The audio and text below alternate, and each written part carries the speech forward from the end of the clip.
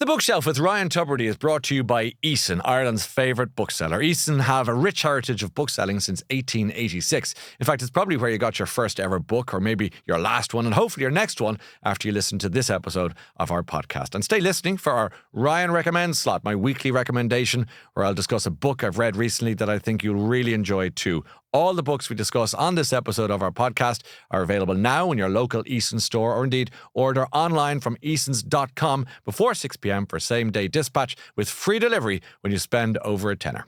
Eason, be inspired.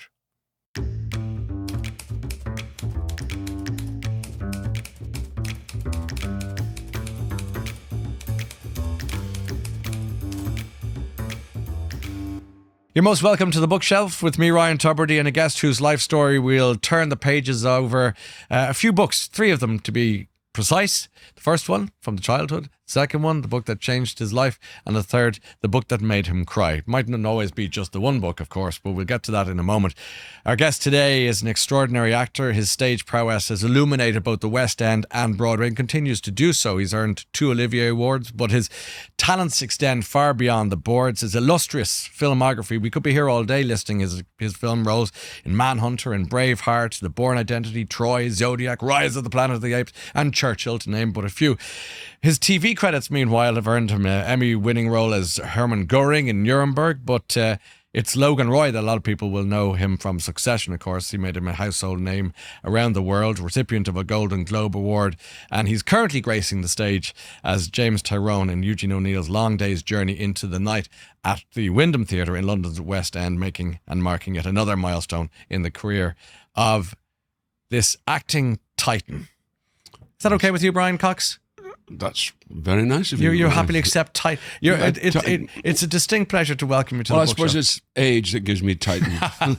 Thanks for coming in to see us today. My pleasure. You know, when you sat down today, you took off your jacket, and I was struck by the lining of the jacket, and it reminded me of how dapper you are, and how the last time we met was on the chat show in Ireland, and again, right, you were wearing what looked like a tartan suit. All right. You know the one I'm talking about. I do. It could be one of many. It's a paisley grey one. Oh, paisley and grey, yes. Is that a... So you like your fashion. And before we talk about books, let's talk about the threads for a minute. Well, yeah, it's something I've come to lately. I mean, really? I never used to bother about it until, but given the fact that I'm playing that role, and I just realized that I do so many personal appearances that I had to do something about it. So I have an extraordinary, rather eccentric Indian stylist called Venk Modur, and Venk came into my life and my life changed. And then I realized I actually quite enjoy doing that, and unadulteratedly so I am doing it. You had no idea. Not particularly,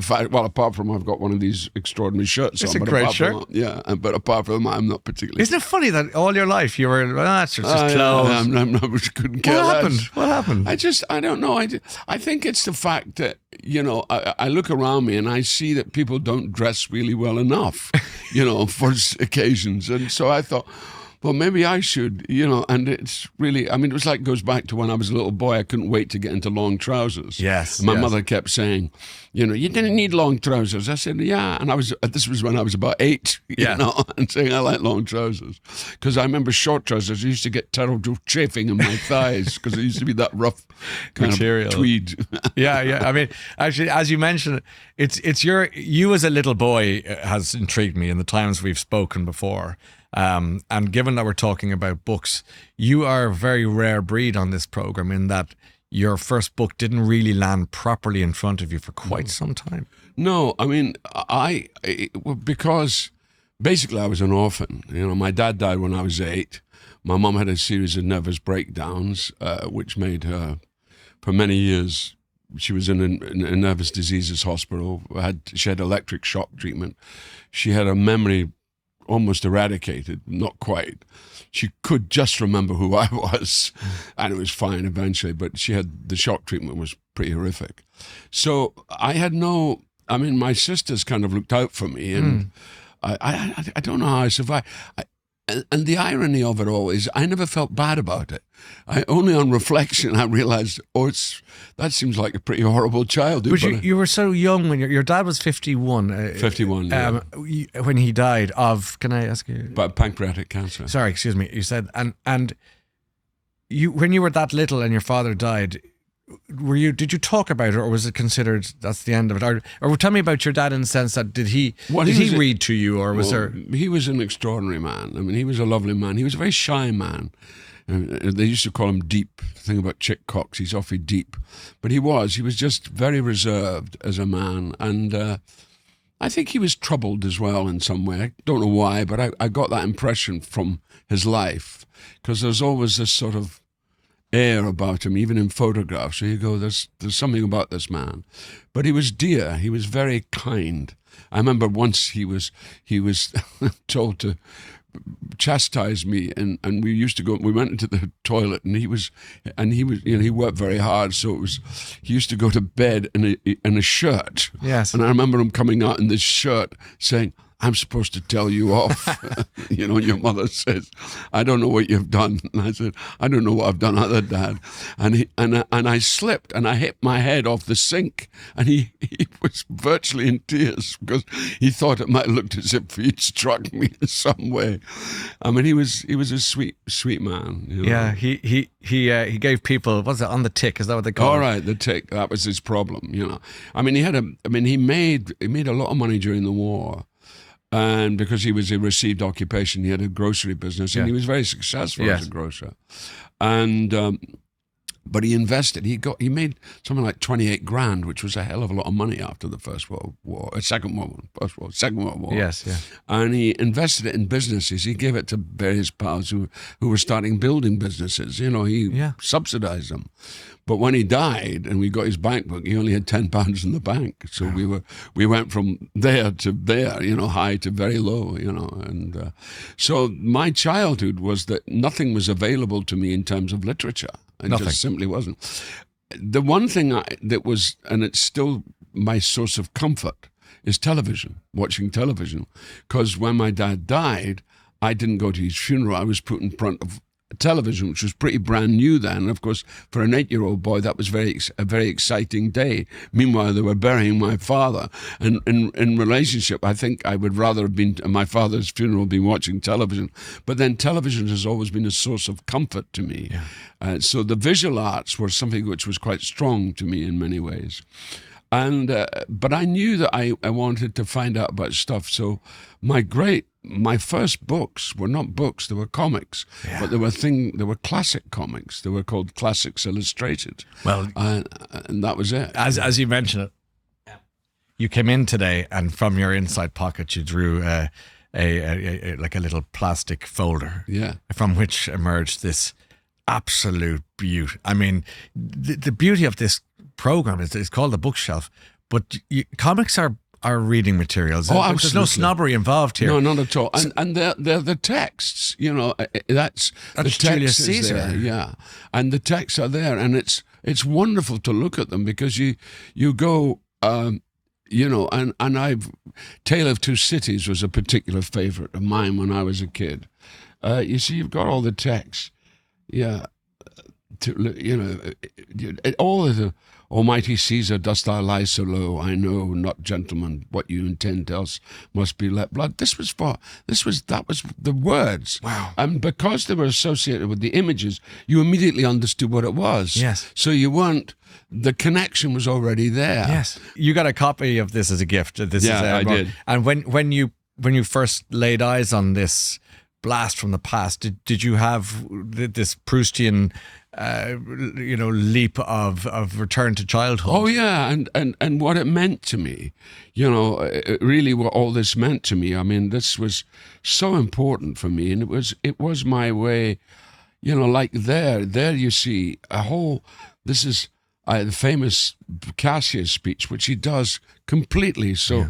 I know that virtue to be in you, Brutus, as well as I do know you're out of favour. While honour is the subject of my story, I cannot tell what you and other men think of this life, but for my single self I'd lief not be as live to be in awe of such a thing as Caesar. It's all there. But you're doing something extraordinary there. You're looking at it nearly as a prompt or as a prop, but it's all here as well. Yeah, it's all up from your Shakespeare. And I never played Cassius, I played Brutus, I played the other guy. Yeah, but you know the lines. But I know the lines. Isn't that amazing? The power of what some would say derisively is a comic, but actually is nothing. Not at all. This was much more important. This was my salvation. Wow. As a child. You know, this was so important to me and I read all of Dickens through there. I read television. Yeah, they do everything. They do. I don't know if the list is at the back. Oh yeah, the list in the back. So you would have Huckleberry Finn, 20,000 Leagues Under the Sea, Macbeth, Moby Dick, Tale of Two Cities, Homer's Odyssey, Robinson Crusoe, The Time Machine. You would have Under Two Flags, Dr. Jekyll and Mr. Hyde, yes. Robert Louis Stevenson, Wuthering Heights. And Wuthering Heights was the first book I ever read, and I didn't read it till I was 17. We're going to come to that in a moment. Yeah. The way you read out that list was like 7-year-old you realizing that there's more of these. Absolutely. You seem very exercised and excited about this idea. It was, and it got so bad that one time when I moved back to America, when I moved to America, I had nowhere to stay here. So I was staying in the Covent Garden Hotel, and I was getting bored, and at night I discovered eBay, and I discovered these were on sale on eBay.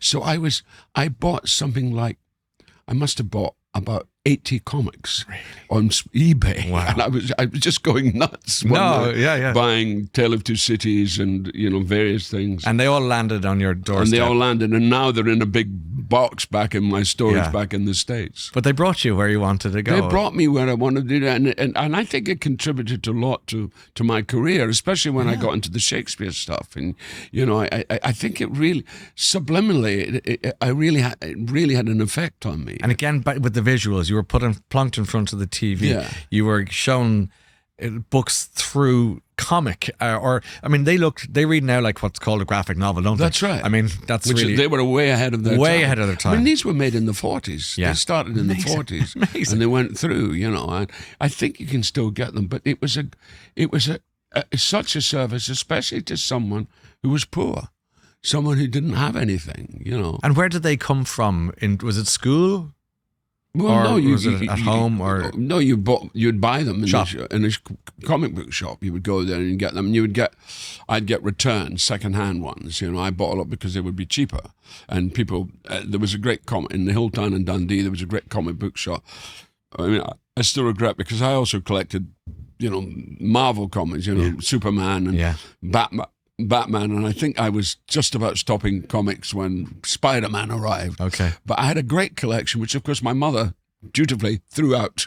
Oh, crikey. Okay, well, let's not blame her too much. But I wouldn't blame her. No, I know you wouldn't. And I mean, that is a beautiful then entree for us to move into the next book, which is, I suppose, the book that, where do you want to go? Change Your Life or Made You Cry? Which one were you 17 when you... Well, it was the depth of literature that hit me when I was 17. So the first book was Wuthering Heights. The first book you ever read? Yes. In its entirety? Yeah, in its entirety. Okay.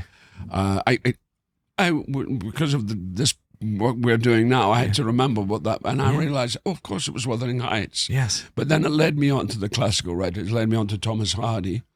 And what I loved about Thomas Hardy, and was he writes about people who have to, they do something when they're younger or something at the beginning of their life, which then reverberates throughout their life and comes back to haunt them later on. Yeah. And this was a very common theme in, it's certainly in the Mayor of Casterbridge, Jude the Obscure. That's what they do. And so those, from a dramatic point of view, those characters were really fascinating. Haunted characters. Haunted characters that really, you thought, oh, they are, they're going to pay for what they've done. And it's such a sore mistake, but the reverberations, and that's the genius of Hardy, the knock-on effect, it would be incredible in the literary aspect of it. Yeah, the Mayor of Casterbridge, Wuthering Heights, books that a lot of listeners would have come across at school. That's right. And sometimes school can knock the fun, that's right, the joy and the love out of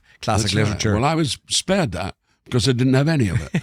There was none of that, which is why your original questions, I thought, well, no book made me cry, and I because I didn't read. I mean, I read these comics, but I never read books, When you started to read books then, you talk about Mayor of Casterbridge and Wuthering Heights, that kind of thing, Brian. But were there other books that you found yourself being moved by it. Did you find you could be emotionally involved with reading? Oh yeah, I mean most of those. I mean the American Castbridge. I mean Hardy is quite moving. Yes, you know they're quite moving books, and then you get on to Dickens, and you get on to something like The Tale of Two Cities. I mean one of my heroes is Sidney Carton. You know, it's a far better thing I do now than I've ever done. I mean it's amazing, and again there's a great theatrical flair about these books as well, which people forget.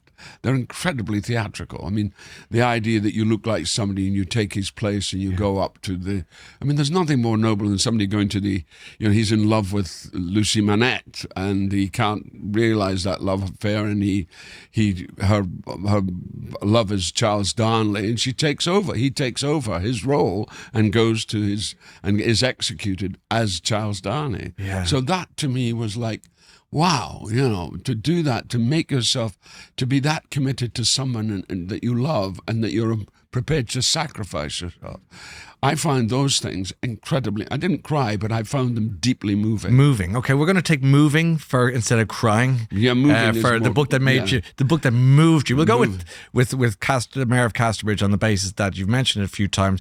It's been mentioned by another guest on this program. Yeah, I gather that. Strangely, but that's not a bad thing either. It's just that's the power of some of these books. That's right. I'm just trying to figure out.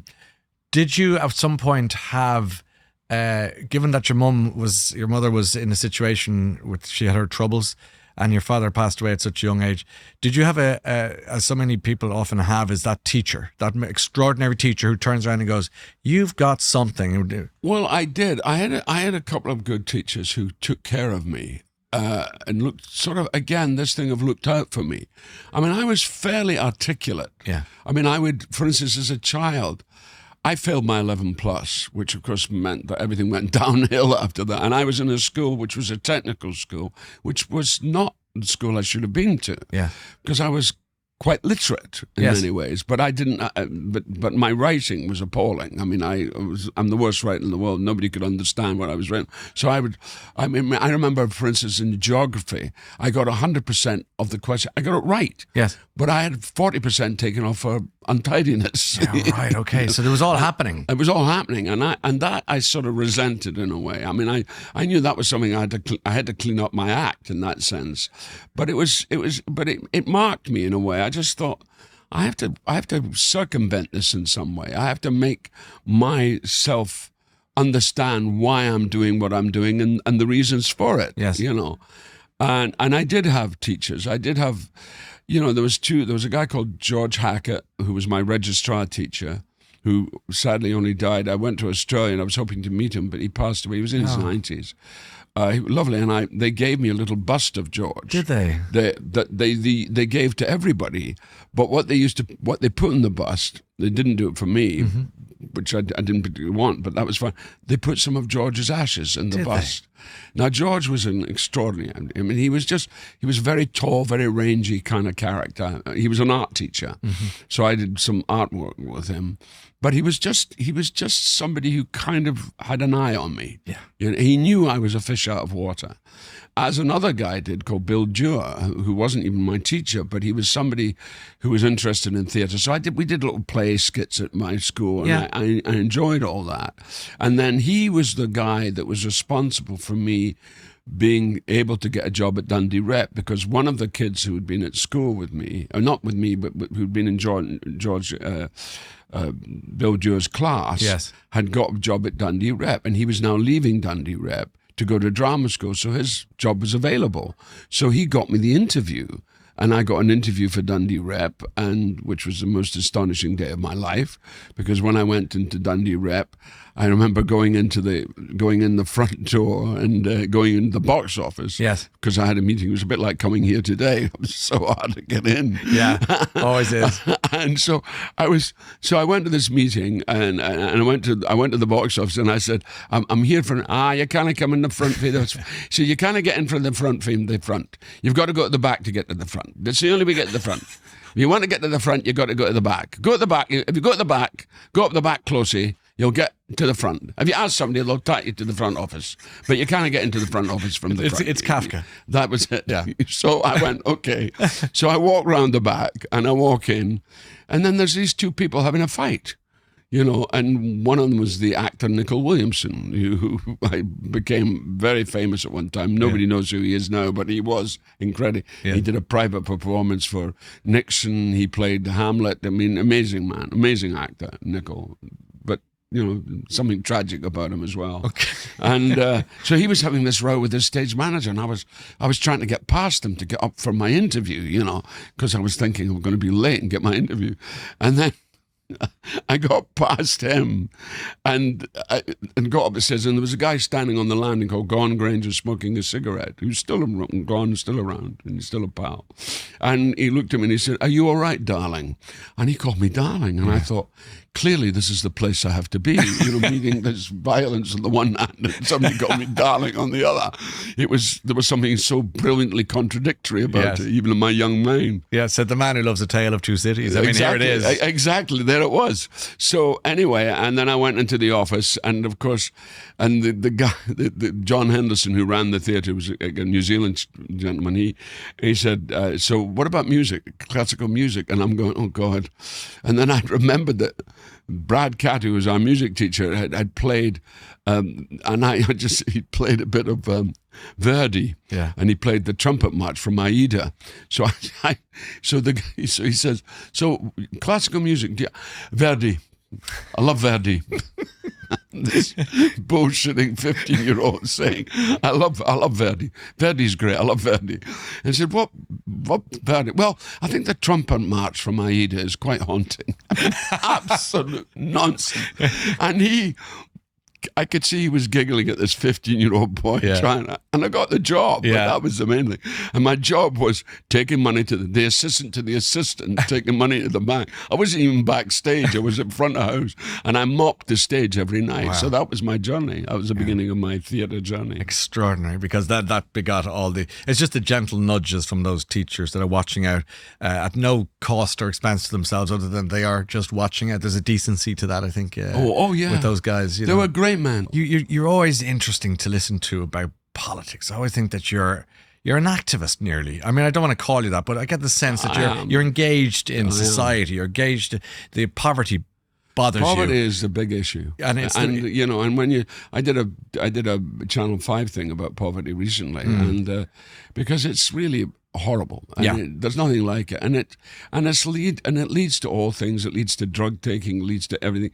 In my case, it led me to literature, ironically, and drama. You know, I mean, but that makes I don't know if that's because it was a different time, and the emphasis were on different things, or. You know, it. How do you explain that was your route out of it? That was my route, and I was very lucky to be a child of the 60s, because that was the time of social mobility. Okay. When you were accepted. People wanted people to come from that kind of background. Now people are embarrassed by it. You know, I mean, a young kid of my age now, it would find it really hard to get into the theatre. I mean, if you go to a public school, quids in, because the facilities are fantastic. I'm not knocking that either. That's fantastic. So you get the Benedict Cumberbatches, the Dominic West, the Eddie Redmaynes, they've all come through that system, and that's fine. I'm not against it. But for the poor kid, like me, no chance. It's not there anymore. It's not. The difficulty, the obstacles are even greater to get across. Whereas in the 60s, because we'd been through a war and we realized that we had to, you know, when they opened up the universities to, you know, grammar school kids, working class kids, and kids that were smart, I missed all that because I was just, I didn't have any parents. And without parents, you're a wee bit lost, you know. You are, and yet you seem to have a kind of a GPS of some sort, a lodestar. I'm very blessed by that. I kind of, and as I say, I wasn't depressed by it, but I just knew this is what I had to do. Yeah. This is what I had to encompass. You know, when I watched you in playing Hannibal Lecter, the original Hannibal Lecter in Manhunter. Such an understated, when you chewed that gum and the hair slicked back and all the white, and your performance it was just a very compelling. You know what I'm talking about. I mean, I was a punter watching you, but my goodness, I mean. Well, I grew up with a lot of boys like that.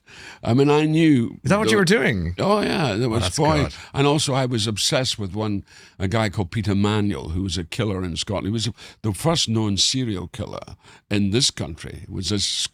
He was actually from Portugal. He was Scottish Portuguese who was born in New York but came to Scotland when he was a kid, and he actually conducted his own defence. He was an amazing character, absolutely amazing character. And I remember, because my mother wouldn't let me read the Sunday Pictorial, but my uncle Tom, who'd just come back from the war, he used to hide it under the cushion here, and I would get it out and read all about Peter Manuel and what he was up to and his own defence and how he was, and I was fascinated by it. And then when I eventually did it, I started watching a lot of stuff on Ted Bundy. Yes. And that was because I just saw how rational those people were, how scarily rational they were about who they were.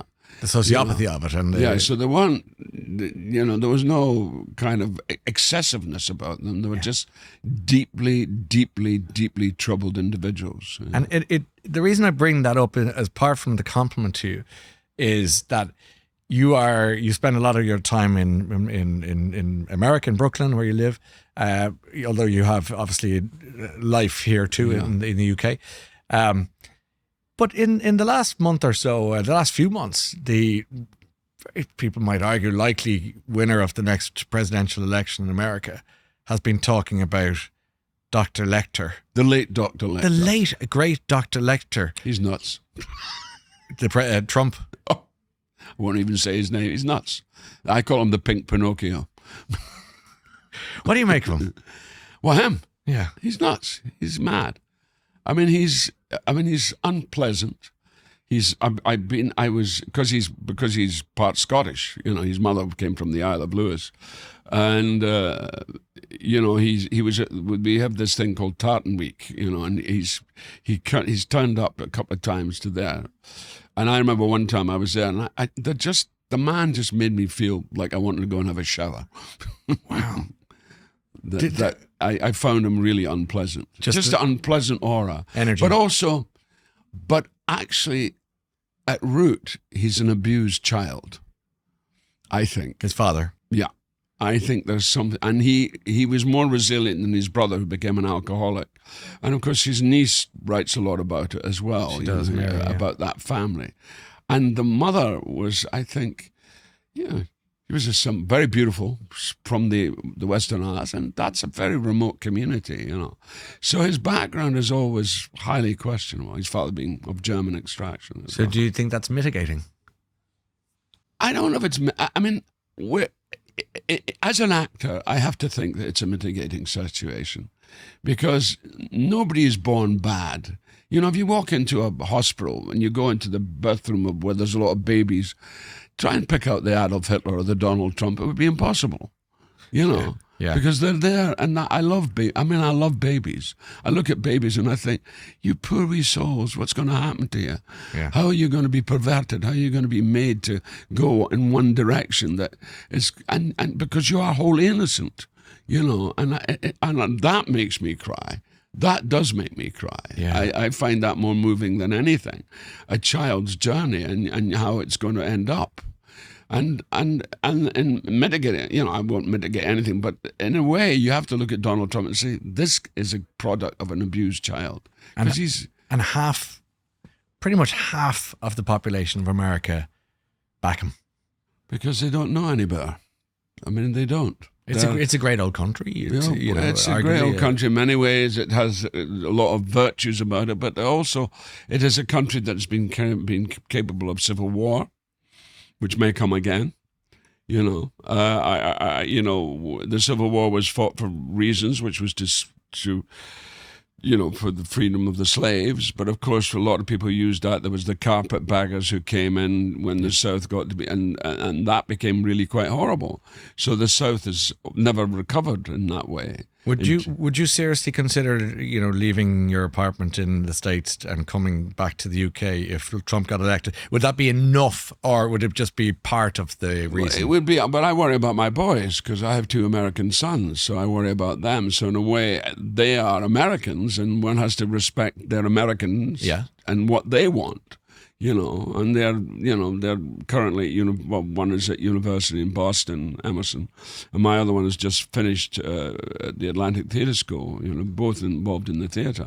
But the problem again, and that's another book I want to talk about later on, when we get onto the other books. Well, let's do it. Let's do it now, because, go on. Okay, well, to me, I've always been, what literature has led me to and what books have led me to, when you read the great works of Dickens and you read Hardy and of course Robert Louis Stevenson, who I absolutely adore. I played The Master of Ballantrae, and that's all about the good and the bad the good that gets eradicated by the bad, as it does in The Master of Ballantrae, because Jamie is the flash one and Henry is the one who's got to deal with it all, the reality of the day. He's got to cope with it, and he couldn't afford to go off and join the one, because it's all set at the time of Culloden, just pre-Culloden, and Bonnie Prince Charlie and all that, and he couldn't do that because he had to take care of the family estate while the elder brother went off and swanked off, and he looks like the bad one, and they both have this quite difficult ending to them. But he touched on that. So that's what got me about literature, is when they touch about how people become what they weren't necessarily designed to become, and they do become. Yes, and that comes back to what you're saying with Mayor of Casterbridge, and you try to fight what was essentially written in the stars, and it's a waste of time because it's decided. The books that led me on to the book that changed your life is where we're going now. Well, yeah, and that was the first book that did that to me, was a book called In Search of the Miraculous, which is it's an esoteric book. It's a difficult book in many ways, and it's a celebration. It's written by a man called Piotr Ouspensky, and it's about this philosopher, this Armenian Russian philosopher called Gurdjieff. Yes.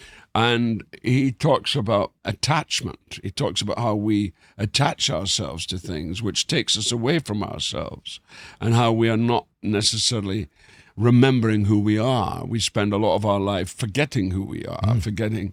I remember I was going through a particularly bad time when I was doing Lear, and I was going through a real crisis of identity.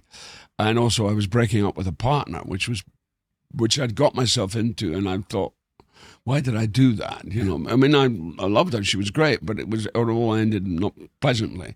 So I lost my sense of purpose.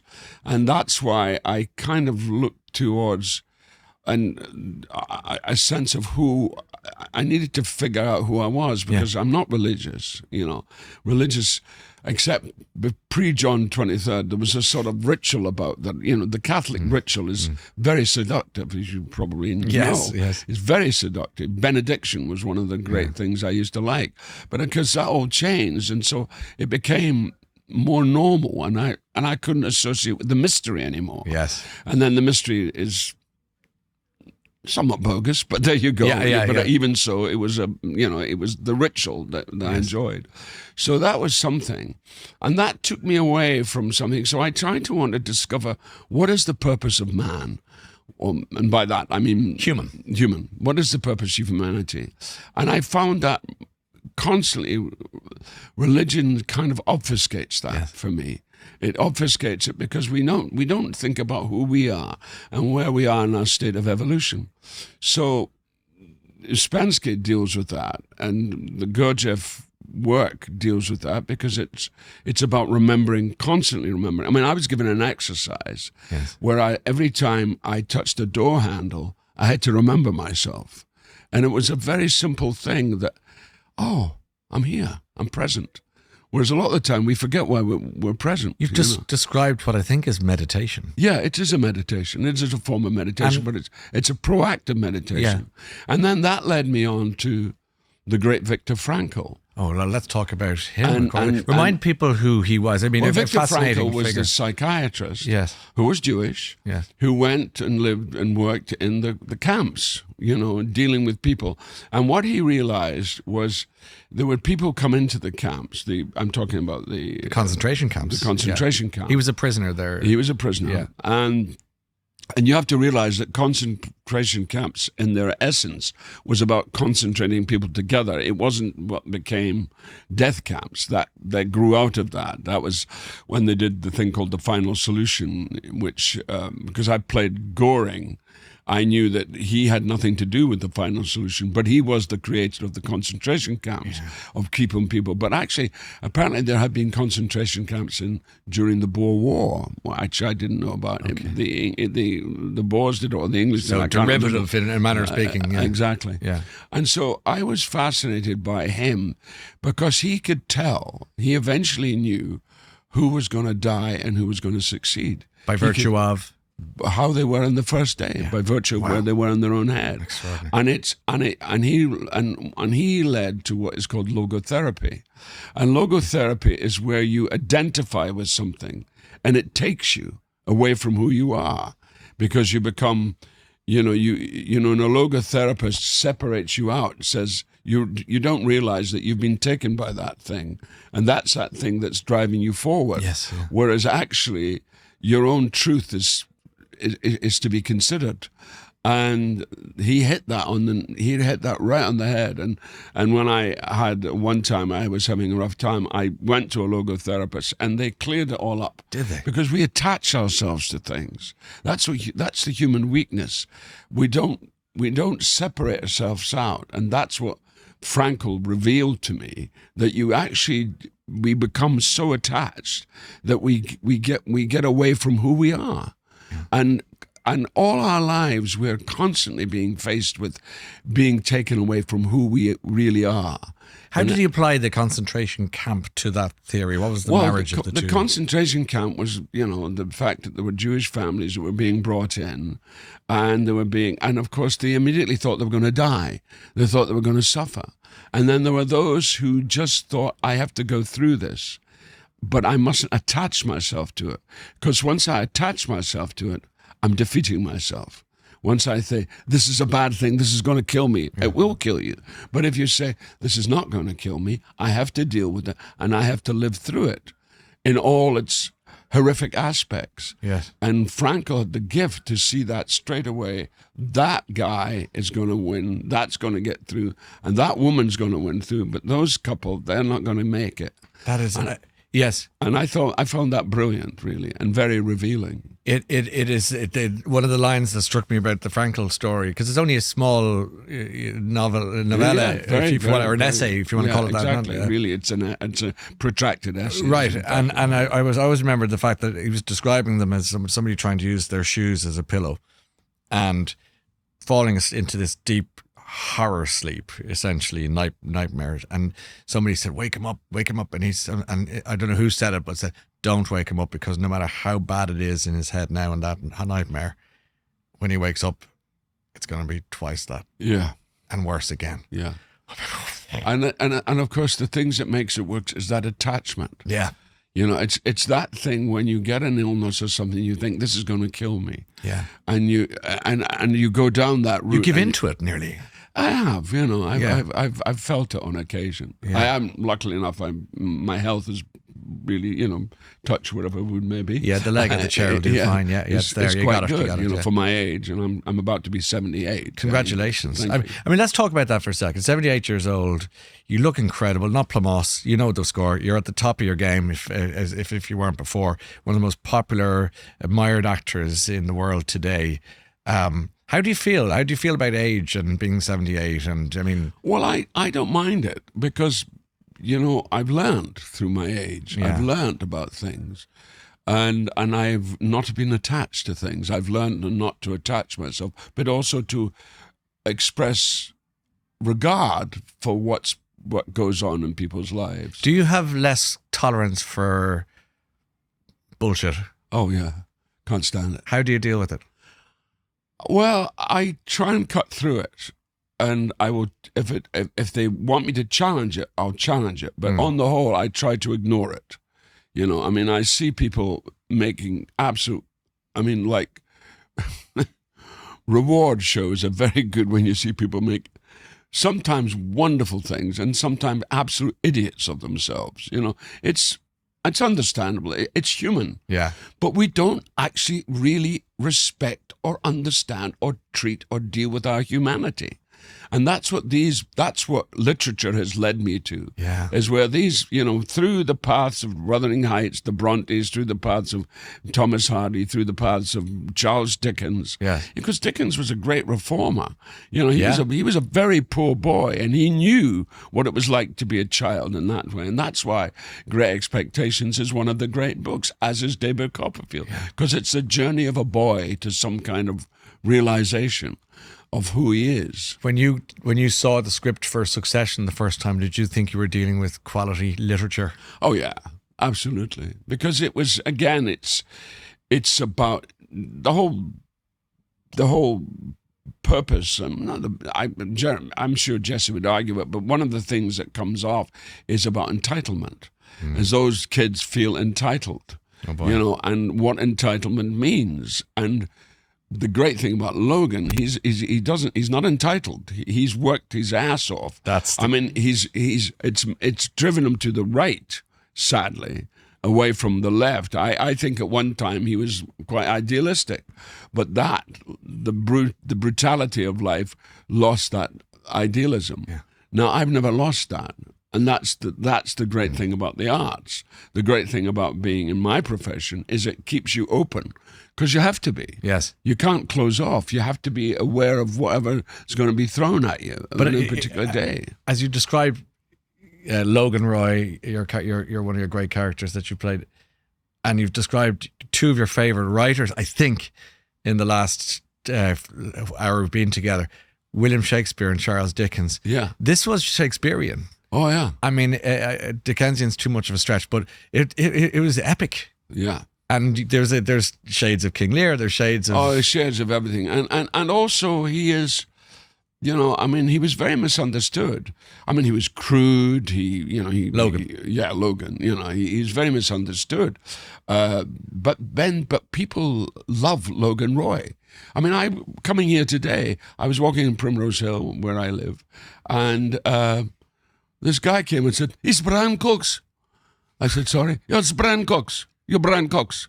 I said, "Yes." He said, "I'm from Argentina." Wow. He said, "I have no idea. I come here and I meet Brian Cox in the street. That is incredible." I said, "Well, and of course there's nothing you can do about it, because for this man from Argentina, it was incredible that he was meeting Brian Cox." No, one of my favorite, I presented a TV show in Ireland for 14 years. Of course you did. And one of my favorite moments was when you sat with me that time and told me about how the young couple waited outside the back of a theatre to see you and asked you could they have a picture, and would you tell them to... Yeah, that's right. And you were saying, I've done all this breadth of my career. Yeah. I've been Lear. I've been Julius Caesar, for God's sake. I've been Brutus. And for them to ask you to... The noblest Roman of them all, I was. And they asked me to tell them to F off. It's really... But human beings, you can see what deep trouble they're in. What do you mean by that? Well, because... No, come on. Trash it out and speak freely. Well, it's just the fact that it comes to that. Please tell me to... And you go, yeah, I'll tell you to F off. It's the easiest thing in the world to do. But I'm thinking, why do you want me to tell you to F off? And they can't answer. They just want it. They just feel assured by the fact that somebody tells them to F off. And you go... But in a normal circumstance, if I told somebody to F off, they wouldn't be too happy about it. But no, I've made F off legitimate. You sure have. Oh, gosh. You're being very polite with it, too, this afternoon. The last question we ask is to tell us the name of the autobiography you have yet to write. Now, I know you've written an autobiography. You very kindly signed my copy, and so that's fine. You have the choice. You can stick with the one you have, or if some things have changed since then that you'd like to change, by all means do, but this is your call. I mean, I was pretty proud of my book, actually. Yeah, and rightly so. And because I dealt with all the kings that I'm talking about now. Yes. But the thing that I realized of late, and I'm in discussion with, is memoir. Yeah.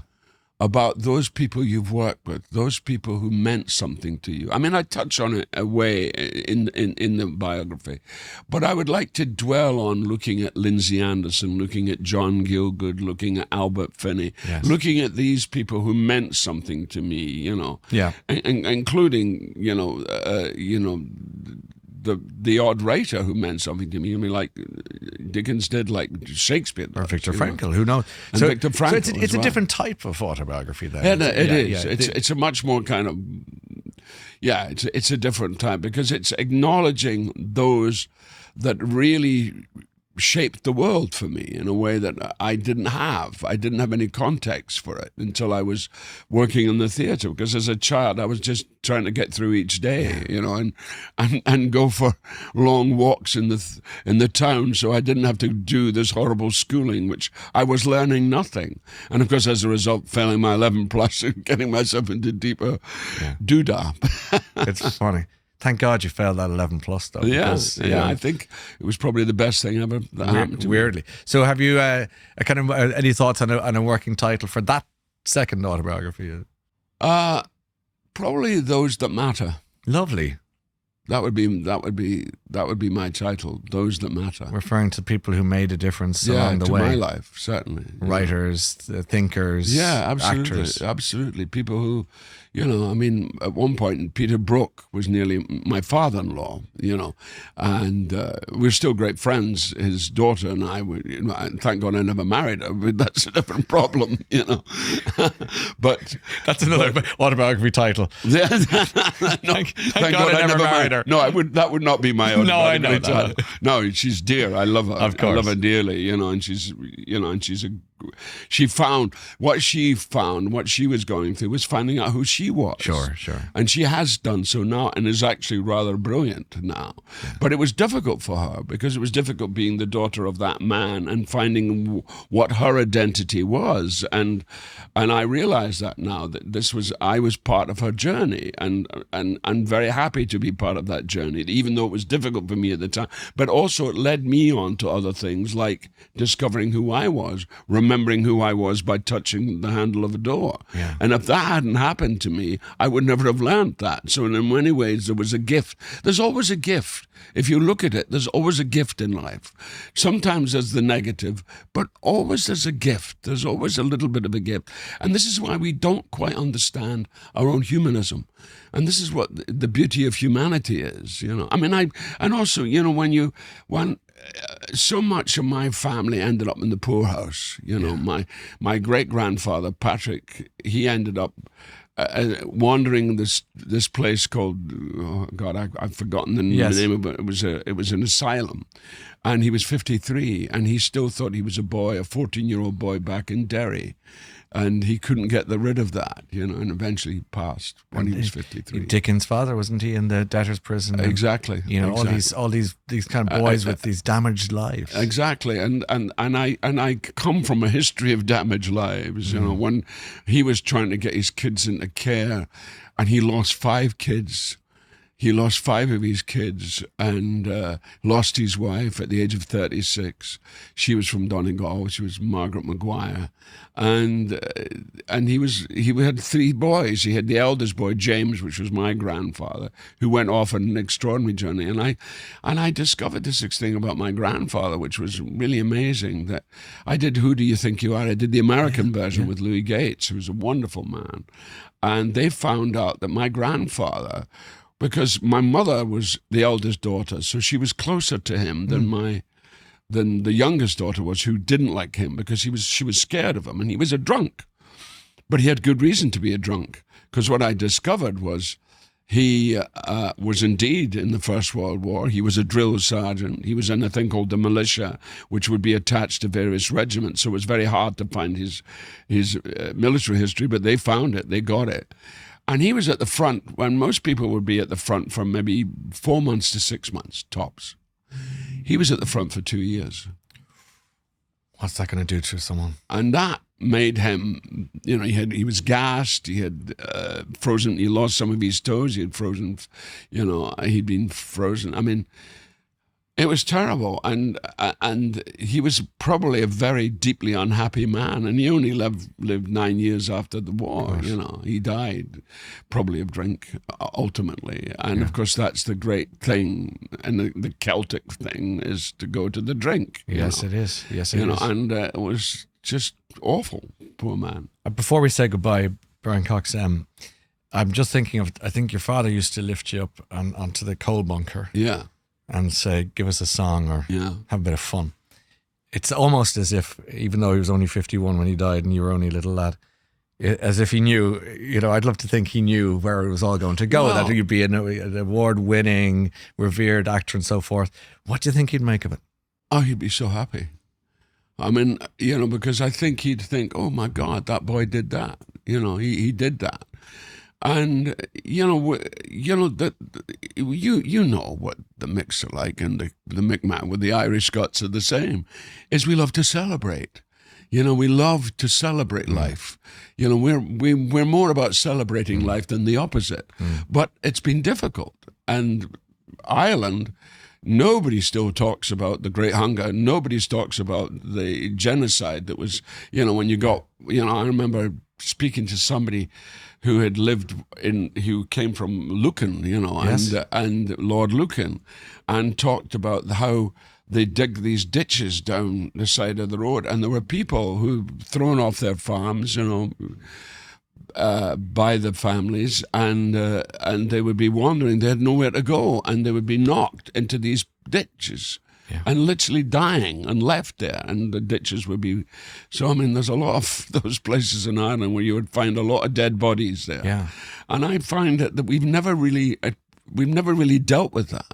No. You know, which leads to, I think, a form of deep depression within the Irish psyche. Actually, really. The writer Thomas Keneally, who wrote, as you know, Schindler's Ark, absolutely, was saying to me in an interview once that he was investigating his family background, and he's quite certain that the great hunger, the great shame, it wasn't discussed enough in the aftermath, and that in our bones as a people there's a melancholy that can lead it to alcohol or depression or whatever it might be, but also can lead to great writing.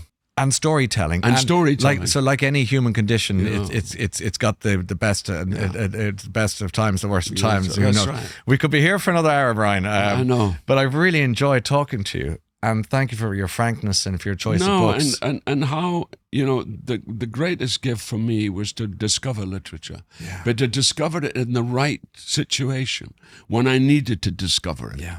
And the classics illustrated help, because they were a segue into what, you know, where I did actually read Wuthering Heights for the first time and go, wow, this is some book, you know. It's lovely to see you. Take care.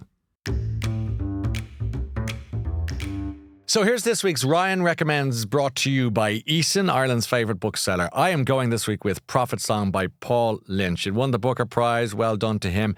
This is a book set in Ireland in the near future. So it's not science fiction, it's more dystopia. What happens is our main character, Eilish Stack, is sitting at home. She's worried about her husband who's been taken away for questioning. He's the head of a teachers' union, and he's kind of being vanished because there's a new government has come into power and they're of a certain political bent. Suddenly the wheels start coming off democracy and the whole society starts to come apart at the seams. And we're following her story as she makes her way through and navigating the politics of the situation, but also how easy it seems that life can just go completely pear-shaped, not just for one family, but for a country. This is possibly prescient, but in the world we live in, well worth a read. Prophet Song by Paul Lynch. I loved it. This book and all the books we discuss on this episode of our podcast are available now in your local Eason store, or order them online from easons.com before 6 p.m. for same-day dispatch with free delivery when you spend over a tenner. Eason. Be inspired.